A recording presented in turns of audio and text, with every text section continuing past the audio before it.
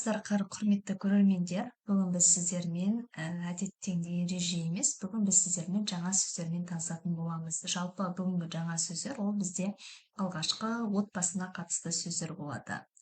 Яғни отбасына қатысты қандай туысқандар, ата, әже, бөле, немере деген сияқты сөздерді біз ағылшын тілінде қалай айтамыз, жалпы сонымен қазір танысамыз.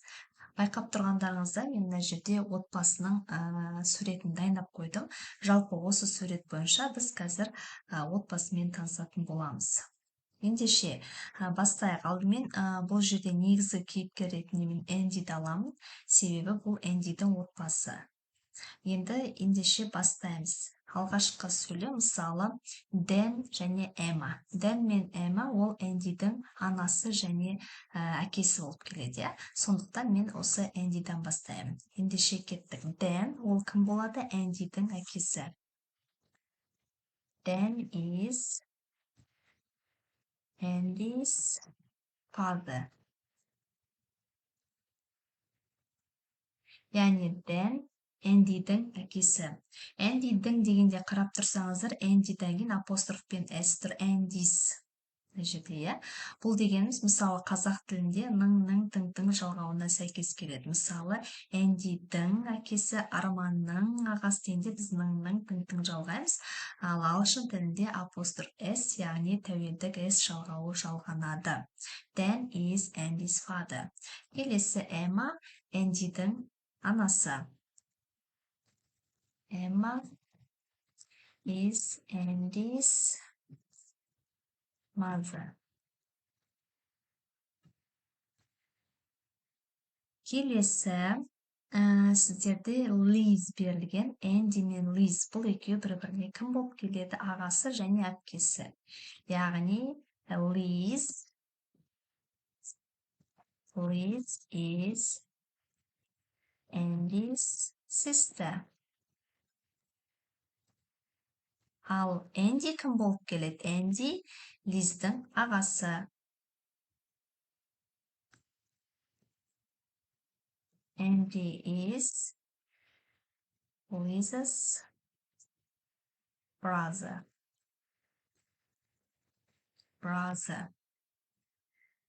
Келесі ағырай жалғастыратын болсақ, мына жерде бізде Марса және Том беріліп тұр. Яғни Марса ол Эндидің әйелі.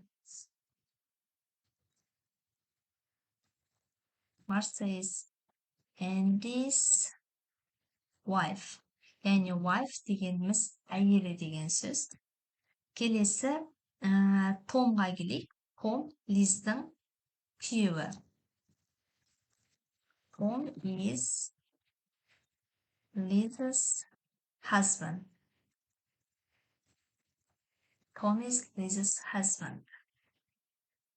Ары қарай жалғастыратын боламыз. Ары қарай сіздер көріп тұрсаңыздар Нина and Кетти. Яғни Нина мен Кетти бұл Марта мен Эндидің қыздары. Ендеше жазамыз. Nina and Katie are Martha and Andy's қыздары. Andy's daughters.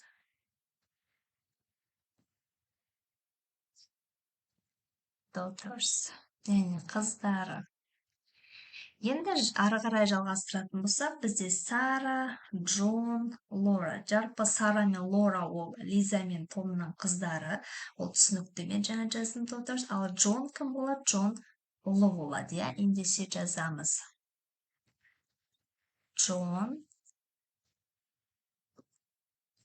John is Liz and Tom's son. Яғни son дегеніміз ұлы дегенді білдіреді. Ендеше ары қарай жалғастыратын боламыз. Келесі Нина мен Кетти, Сара, Джон, Лора бір-біріне кім болады? Олар бір-біріне бөле болады. Ендеше жазамыз. Nina and Katie are Кімнің? Мысалы, бір ғана адамды алайын, Сара, Джон, Лора деп бәрін жазып отпас үшін тек қана Сараны алайын. Сараның бөлелері дейін. Sarah's cousins. Sarah's cousins. Яғни бөлелері. Енді әрі қарай жалғастырайық. Жалпы Дэн мен Эмма Нина мен Кэттидің немесе Сара Джон Лораның яғни атасы және әжесі болады. Немесе жазайық. Дэн is мысалы Джонның атасы дейік. John's grandfather.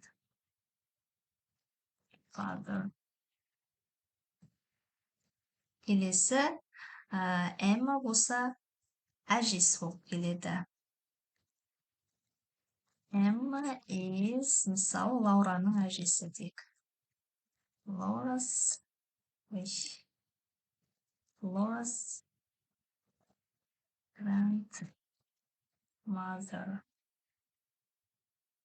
grandmother.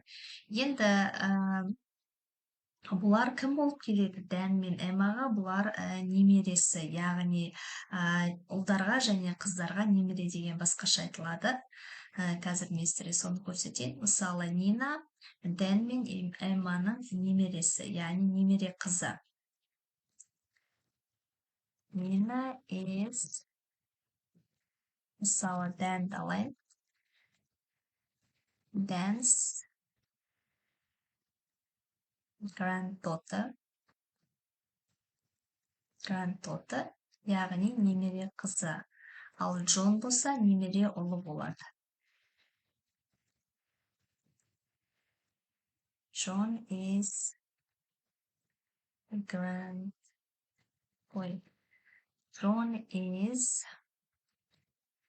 Dan's grandson. Немере ұлы. Grandson. Жалпы мен сіздерге негізгі отбасына қатысты сөздерді жаздым деп ойлаймын. Әлі де бұл жерде басқа да жалпы күйеу жағынан, жолдасы жағынан, яғни жұбайы жағынан отбасына қатысты сөздер басқаша айтылады. Ол жөнінде болашақта мен сіздерге тағы да видео түсіріп көрсететін боламын. Әзірге мен сіздерге маңыздыларын жаздым. Сіздерге барлығы түсінікті болды деп ойлаймын. Мына жерде сіздерге отбасына қатысты сөздер берілген және олардың аудармаларын мен жазып қойдым алдын ала сіздерге дайындап. Сіздерге барлығы түсінікті болды деп ойлаймын, жалпы отбасына қатысты сөздер. Ары қарай тағы да басқа сөздерді болашақта таныстыратын боламын. Жіберіп алмас үшін тіркеліп қойсаңыздар тіптен керемет болады. Сіздерге барлығы ұнады деген ойдамын. Сау болыңыздар, көріскенше.